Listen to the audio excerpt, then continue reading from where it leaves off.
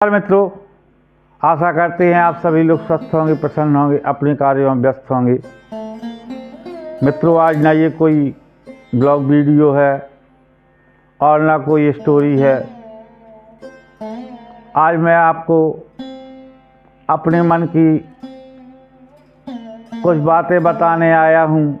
चाहे आप उसको पीड़ा कह लें, चाहे जीवन का अनुभव कह लें। मित्रों, आप सभी जानते हैं कि मनुष्य के जीवन में मुख्य 3 अवस्थाएं हैं: बचपन, युवावस्था और वृद्धावस्था। तो जब हमारा बचपन चल रहा होता है उस समय ना तो हमें ये मतलब होता है कि हमारे जीवन में कोई सुख है कि दुख है। भूख लगती है, माता पिता की शरण में चले जाते हैं, खेलते कूदते, पढ़ते लिखते। बचपन कब बीत गया हम समझ नहीं पाते हैं और आ जाता है हमारा युवावस्था का समय। वो युवावस्था जो आकांक्षाओं से भरी होती है, मन में अनेकों जिज्ञासाएं होती हैं। कुछ हमारे जीवन में अच्छे कदम उठते हैं, कुछ गलत उठते हैं।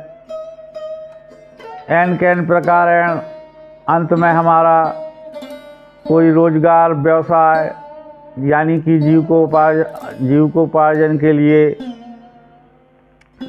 पैसा कमाने का कोई न कोई साधन हो जाता है और अंत में माँ बाप विवाह आदि कर देते हैं। लेकिन इस स्थापित होने तक हम अपने बचपन के मित्रों को धीरे धीरे पीछे छोड़ते चले जाते हैं, जिनसे दिन भर मिलकर के बैठ कर के बातें होती थी, जिनके साथ दिन भर गले में हाथ डालकर घूमते थे। वही मित्र अब महीनों सालों नहीं मिलते हैं और ना हमें कभी आवश्यकता महसूस होती है कि हमारा फला मित्र हमें इतने दिन से नहीं मिला। किसी किसी से औपचारिक बातें हो भी जाती हैं तो धीरे धीरे अपने बच्चे और परिवार, कार्यस्थल की जिम्मेदारियों में सारी चीज़ें पीछे छूटती चली जाती हैं और एक समय वो आता है जब हम आप पूर्ण व्यस्त हो जाते हैं और अपनी जिम्मेदारियों को एन कैन प्रकार पूरा करते हैं। हमारे भी बच्चे सेटल हो जाते हैं, यानी कि वो कोई रोजगार, नौकरी आदि से जुड़ चुके होते हैं और उनके भी बच्चे होने लगते हैं। तब तक हमारे हाथ से सारा धन मुट्ठी की रेत की तरह निकल चुका होता है।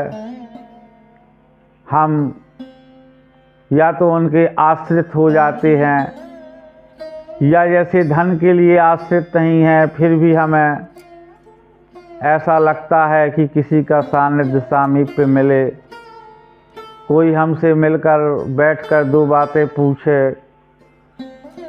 लेकिन जब हमने अपनी व्यस्तता के दौर में सभी को पीछे धकेला है तो अब ऐसे युग में कौन हमारे पास आएगा। बच्चे अपनी अपनी व्यस्तता में बिजी होते हैं। किसी को नौकरी की चिंता होती है, किसी को अपने व्यापार की,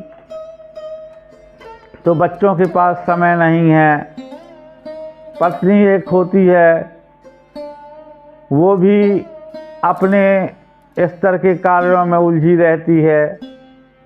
उसके पास भी ऐसा समय नहीं होता है कि वो आपके समीप बैठ सके। यानी कि बड़ा कठिन जीवन होता है एक रिटायर आदमी का। रिटायरमेंट के बाद का जीवन अनुभव करना शायद अभी आपके बस की बात नहीं है, लेकिन ऐसा अधिकतर लोगों के साथ में होता है। हाँ, जो बहुत मैच्योर्ड आदमी हैं वो सारी व्यवस्थाएं मैनेज कर लेते हैं, लेकिन 90% लोगों के साथ मैंने ऐसा होते देखा है। वो काफ़ी दुखी, व्यग्र और परेशान रहते हैं। तो मैं उन सभी युवाओं से एक ज़रूर कहना चाहूँगा कि आपके घर में भी ऐसा ही तो नहीं है। अगर आपके माता पिता आपसे सुखी नहीं हैं तो एक दिन निश्चित मानिए आपका भी समय ऐसा आएगा, आप भी इसी परिस्थिति से गुजरेंगे। इसलिए दोस्तों, जहाँ तक संभव हो आप पूजा, अगरबत्ती, होम धूप कुछ करें ना करें, लेकिन अपने बूढ़े माँ बाप को थोड़ा सा समय ज़रूर दें। आपके बच्चे आपकी जिम्मेदारी हैं, लेकिन उन जिम्मेदारियों से 10 गुना ज़्यादा आपके माँ बाप के लिए भी आपका कर्तव्य है। जो संतान अपने माता पिता के ऋण से उऋण नहीं होती, उसका जीवन व्यर्थ है, क्योंकि माता पिता का ऋण सबसे बड़ा ऋण होता है। और उसके लिए आप अपने कीमती समय में से कुछ समय ज़रूर निकालें माँ बाप की सेवा में। कभी कभी तो मैंने कुछ बुज़ुर्गों को देखा है जो अपने दवा आदि के लिए ही बहुत परेशान रहते हैं, और देखकर मन भर आता है कि ये भी स्थिति है। जो पिता रात के 12 बजे अपने बेटे की दवाई के लिए नंगे पैर दौड़ता था, आज वही बेटा उसको कल के लिए टाल देता है। तो मित्रों, ये वीडियो हर लिहाज से आपके हिसाब से बिल्कुल भिन्न है, लेकिन मैंने आज के परिवेश को देखते हुए अपनी बात को कहना ज़रूर समझा। शायद आप में से किसी ने भी मेरी बात को मान लिया तो ज़रूर किसी न किसी माता पिता को अच्छा लगेगा, उनका जीवन सुखी होगा। क्योंकि आज आप स्वयं जिस संतान का पालन पोषण कर रहे हैं, उससे भी आपकी कुछ उम्मीदें हैं। आप भी चाहते हैं कि वो बड़े होकर हमसे हमारा हाल पूछें, हमारे सुख दुख में खड़े हों।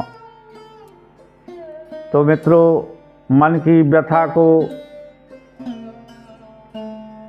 मैं व्यक्त नहीं कर सकता हूँ, लेकिन आप इस बात को समझें कि आप ऐसे आसपास के माहौल में देखें, अगर कोई बुजुर्ग व्यक्ति है और वो ऐसी दिनचर्या से गुजर रहा है तो उसकी हेल्प ज़रूर करें।